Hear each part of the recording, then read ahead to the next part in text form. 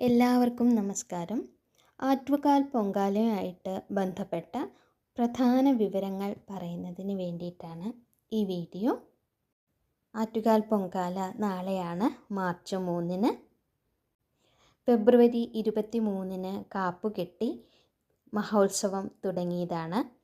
പൊങ്കാല ഇടുന്നവർ ദേവിയെ കാപ്പുകെട്ടി കുടിയിരുത്തുന്ന ദിവസം മുതൽ വ്രതം ആരംഭിക്കുന്നതാണ് ഉത്തമം എന്നാണ്. ആ നാട്ടിലുള്ളവരെല്ലാവരും അങ്ങനെ തന്നെയാണ് ചെയ്യുകയും ചെയ്യാറ്. ഇനി സാധിക്കാത്തവർ 3 ദിവസമെങ്കിലും വ്രതം അനുഷ്ഠിക്കണം എന്നുള്ളതാണ്. വ്രതസമയത്ത് സസ്യാഹാരം മാത്രം കഴിക്കുക എന്നുള്ളതും 2 നേരം കുളിക്കുക എന്നുള്ളതും ക്ഷേത്ര ദർശനം നടത്തുക എന്നുള്ളതും ദേവീനാമങ്ങൾ ജപിക്കുക എന്നുള്ളതും ഒക്കെ നമുക്ക് എല്ലാവർക്കും അറിയാവുന്ന കാര്യങ്ങളാണ്. ഇനി നാളത്തെ പൊങ്കാല തയ്യാറാക്കുന്ന രീതിയെക്കുറിച്ച് പറയാനാണ്. പൊങ്കാല ദിവസം, അതായത് നാളെ രാവിലെ കുളിച്ച് വൃത്തിയുള്ള വസ്ത്രം ധരിച്ചിട്ട് വേണം പൊങ്കാല സമർപ്പിക്കാൻ. പൊങ്കാല ഇടുന്ന സ്ഥലം വെള്ളം തളിച്ച് ശുദ്ധമാക്കിയ ശേഷം പുതിയ ഇഷ്ടികകൾ കൊണ്ട് അടുപ്പ് കൂട്ടണം. അടുപ്പിനടുത്ത് ഒരു ഗണപതി ഒരുക്ക് തയ്യാറാക്കി വയ്ക്കണം. പുതിയ മൺകലത്തിൽ ഉണക്കലരിയും ശർക്കരയും ചേർത്ത് തയ്യാറാക്കുന്ന കടു മധുര പായസമാണ് പ്രധാന നിവേദ്യം. ഇതിലേക്ക് നെയ്യ്, നാളികേരം, ചുക്ക്, ജീരകം, ഏലക്ക, ഉണക്കമുന്തിരി, കൽക്കണ്ടം എന്നിവ ചേർക്കാൻ പറ്റും.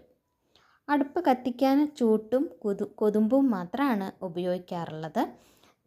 ഇനി സാധ്യമല്ല എന്നുണ്ടെങ്കിൽ പ്ലാവില ഉപയോഗിച്ചിട്ട്, ഉണക്കപ്ലാവില ഉപയോഗിച്ചിട്ട് അടുപ്പ് കത്തിക്കാം. ക്ഷേത്രത്തിൽ നിന്ന് അറിയിപ്പ് വരുന്നതിനനുസരിച്ചിട്ട് പണ്ടാര അടുപ്പിൽ അഗ്നി പകർന്ന ശേഷം മാത്രമാണ് നമ്മൾ പൊങ്കാല ഇടുന്നവർ അടുപ്പിൽ തീ കൂട്ടേണ്ടത്. ഇനി വീട്ടിലിടുമ്പോഴും അത് ശ്രദ്ധിച്ചിട്ട് അവിടെ പണ്ടാര അടുപ്പിൽ നിന്ന് തീ പകർന്നതിന് ശേഷം മാത്രം വീട്ടിൽ ഇതേപോലെ തീ പകരേണ്ടതാണ്. ക്ഷേത്രത്തിൽ നിന്നുള്ള ശാന്തിക്കാരെത്തി പൊങ്കാല നിവേദിക്കുന്നത് വരെ നാമജപത്തോടെ പ്രാർത്ഥനയിൽ മുഴുകുകയാണ് വേണ്ടത്. പ്രധാന വഴിപാടുകൾ എന്ന് പറയുന്നത് കടും മധുര പായസമാണ്. ദേവിക്ക് ഏറ്റവും പ്രിയപ്പെട്ട വഴിപാടാണ്. പിന്നെ വെള്ള നിവേദ്യം സമർപ്പിക്കാറുണ്ട്. ഇപ്പോൾ മനഃശാന്തിക്കായിട്ട് സമർപ്പിക്കുന്ന പ്രാർത്ഥനയാണത്. പിന്നെ മണ്ടപ്പുറ്റ് ചെയ്യാറുണ്ട്. അത് ശിരോസംബന്ധമായ അസുഖങ്ങൾ മാറാൻ വേണ്ടിയിട്ട് വഴിപാട് നേരുന്നതാണ്. പിന്നെ തെരളി ചെയ്യാറുണ്ട്. അത് ധനധാന്യ സമൃദ്ധിക്കായിട്ടാണ് ആ വഴിപാട് ചെയ്യാറുള്ളത്.